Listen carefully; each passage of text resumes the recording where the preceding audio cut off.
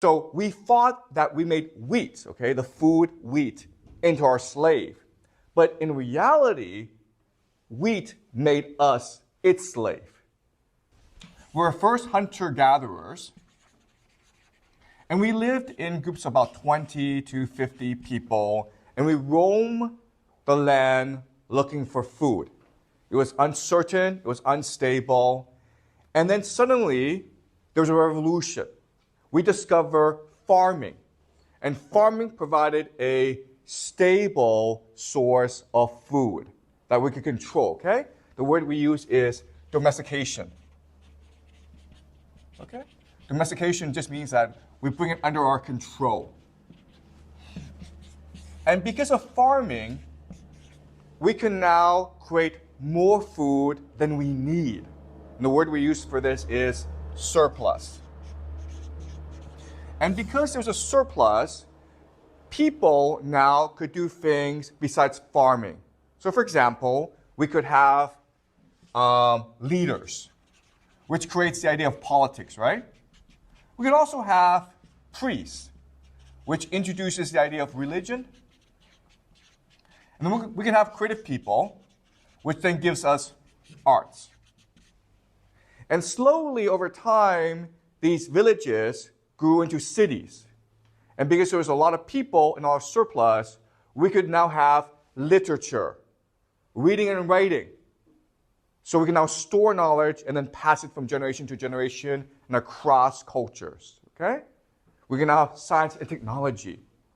And slowly, over the course of this process, we create modernity, okay? Which is the world that we live in today. So the pivotal step towards modernity was this transition into agriculture. And this is traditionally what we believed about the world. Unfortunately, there's no evidence for this, okay? And in fact, the more evidence we collect, the more we realize this is not true. In fact, what we now know is it was actually pretty stupid to transition from hunter-gatherer into farming, okay, for a variety of reasons. The first reason is that when you're a hunter-gatherer, it's actually a pretty easy life because there's food everywhere, okay? When you're a farmer, it's a hard life because you have to grow that food.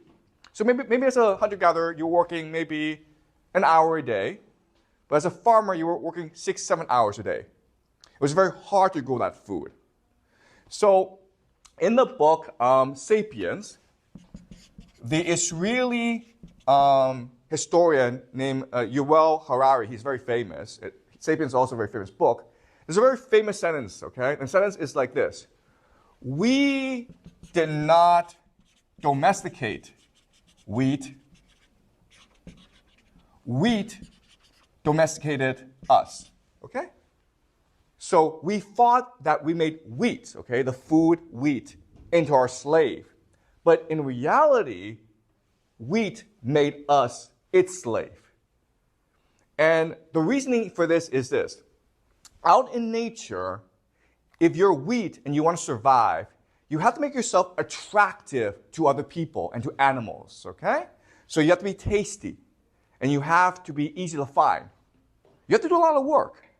But when you're on a farm and you're wheat, you can just lay back, do nothing, and make humans do all the work. Okay? So it was a bad deal for humans and a very good deal for wheat. Okay, so that's the first problem. You actually do more work on the farm than you do as a hunter-gatherer. Which means that now you have to have more children, right? You need to have labor to do all that work, which creates a problem of overpopulation. Which means that you are using too much land, and then eventually the land becomes dead, okay? Or not arable anymore. So that's the first problem. Second problem is that we're able to dig up the skeletons of hunter-gatherers and farmers. And what we see is that hunter-gatherers are a lot taller than farmers. Why? protein, right? Food. As a hunter-gatherer, you have access to meat. You have access to fruits and nuts and vegetables, okay? Your diet is varied and very nutritious. But as a farmer, you're eating only what you grow, which is mainly wheat and some vegetables, okay? So you're not getting that much nutrition. Then the third problem is that as a farmer, you are much more likely to die early than if you're a hunter-gatherer. Why?